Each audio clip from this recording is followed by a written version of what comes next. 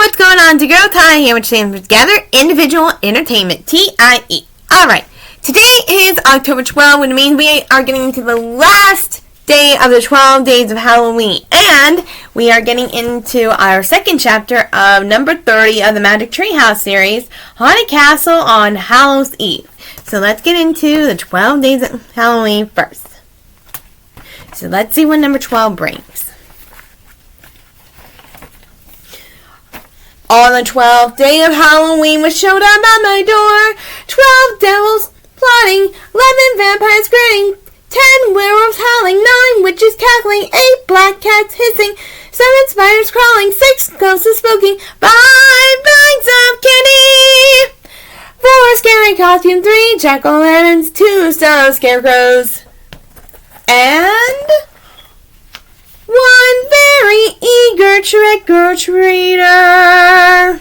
Happy Halloween! That's right. The last one was, well, normally I'm not used to saying that D word, but hey, I mean, it's part of the story, it's part of the story. Alright, time to get in the second chapter of number 30, A Magic Treehouse Haunted Castle on Hallows Eve. Oh, this is so exciting. Okay, when we last left off story, Jack and Annie received a leaf from M, aka Merlin perhaps, and now we're about to find out where they're headed. They're probably headed back to Camelot probably, or something else, but we're about to find out. So, let's get into Chapter 2. Chapter 2, The Heart of the Oak. Jack opened his eyes. A chilly wind blew into the treehouse. Oak leaves swirled outside the window. "Look, we have our costumes," said Annie. "I'm not a princess or a vampire." Jack looked at their clothes. He was wearing a knee-length tunic and tights.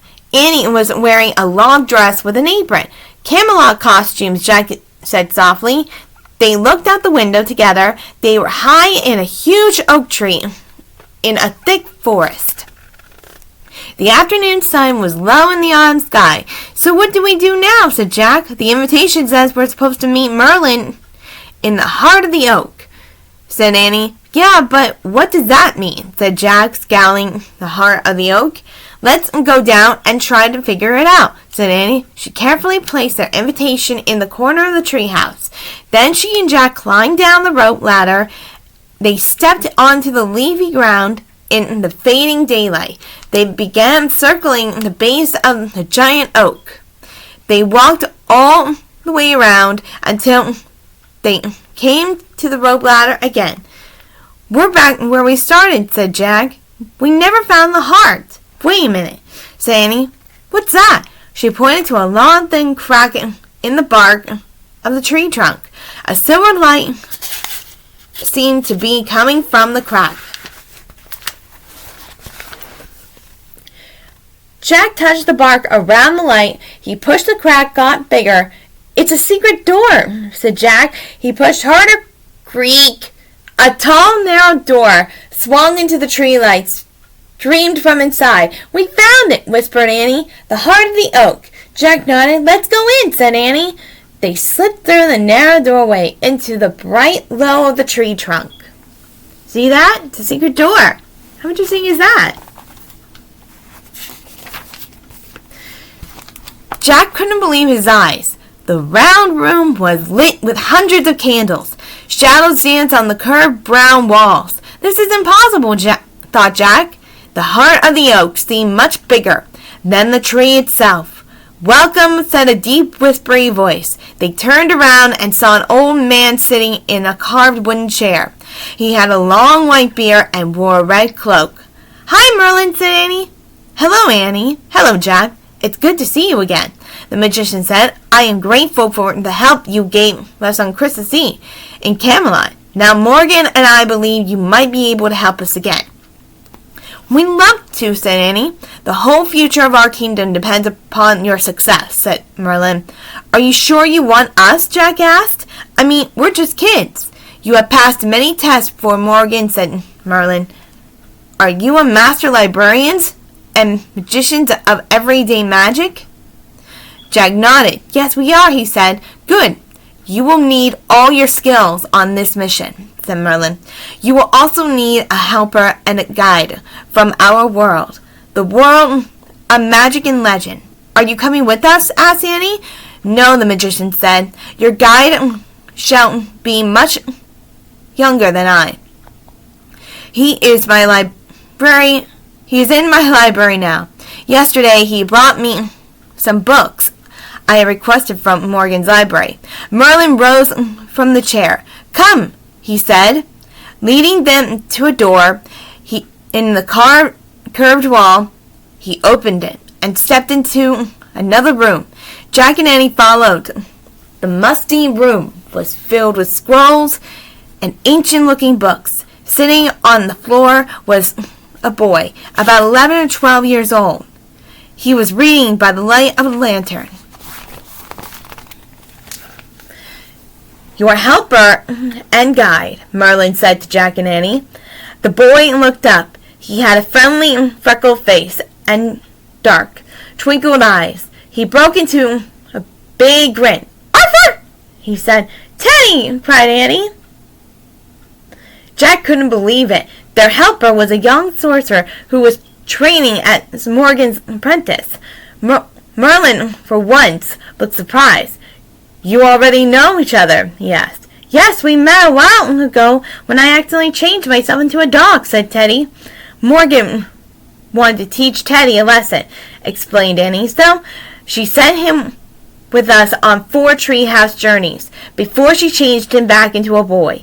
He saved us on the Titanic, and he saved us from a buffalo stampede and from a tiger in India. Sorry, I'm always twisting words. Said Jack, and a forest fire in Australia. Wanderer's journey indeed, said Merlin. I am glad you are already friends. Your friendship may help you on this mission. What is our mission? Asked Annie. We are now in one of the outlying realms of Camelot, said Merlin. Beyond these woods lies the castle of a duke.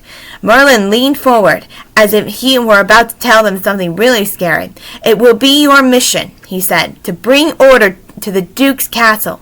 Merlin sat back in his chair. His gaze was calm, but a fierce light shone in his eyes. Bring order to a castle, thought Jack. Is that all? Who messed it up, sir? Asked Annie. You will find out soon enough, said Merlin. We accept our assignment gladly, said Teddy. The mission will be done without fail. Merlin fixed his gaze on Teddy. Perhaps, he said, but a warning, my boy. You are hasty and careless with your magic rhymes. On this mission, you must choose all your words wisely. Indeed I will, said Teddy. Merlin turned to Jack and Annie. And a warning to you, too, he said. You are about to enter a tunnel of fear. Proceed onward with courage, and you will come out into the light. Tunnel of fear, Jack thought? Merlin picked up the lantern and handed it to Teddy. The Duke's castle lies to the east. Go quickly, he said. Order must be restored as soon as possible.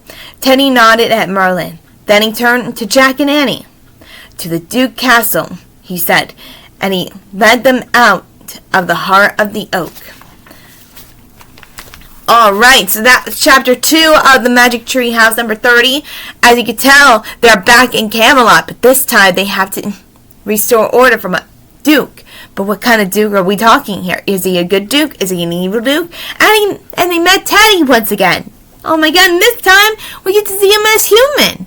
This is so incredibly unique. And we get to see Merlin. Oh, I am so excited how things are turning out for these guys. I mean, I am just so thrilled. I am. Okay, so while I'm on here, I want to ask you guys a question, and I want to hear it in the comment section about what you guys think. So, as you know, every December I read Christmas stories and everything. Well, not only when I want to read, I also want to do sing-alongs and a play-along, which means I'm going to play my flute.